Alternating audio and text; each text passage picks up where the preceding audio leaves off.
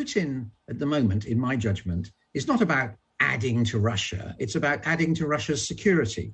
And the core challenge to Russia's security, as he sees it, he's wrong, but it's true, is the expansion of NATO. And he's trying to identify a way forward with NATO, which limits what he sees as NATO's threat to Russia. Now, if it comes to it, he will, no doubt, annex Donbass if that demonstrates to the West how tough he needs to demonstrate himself to be. Hopefully, we can avoid that, because if he does do it, or if he launches a military operation to grab some more of Ukraine, then there'll be more sanctions, then there'll be more diplomats thrown out, more limitations on both sides, and the relationship will sink another couple of levels.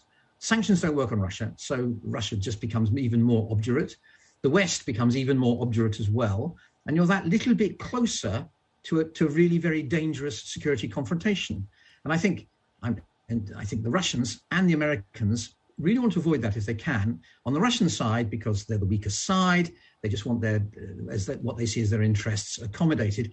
From the American side, what Biden regards as the core security challenge to the United States isn't Russia, it's China.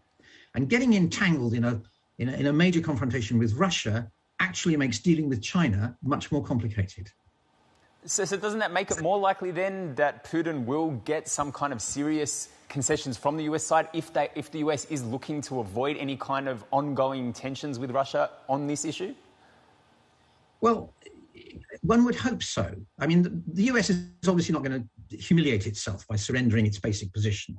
But there are intermediate positions. As I've said, Ukraine, okay, we're not going to agree that Ukraine is never going to join NATO, but we will agree that Ukraine is not going to join NATO for a long time, because that is simply the truth.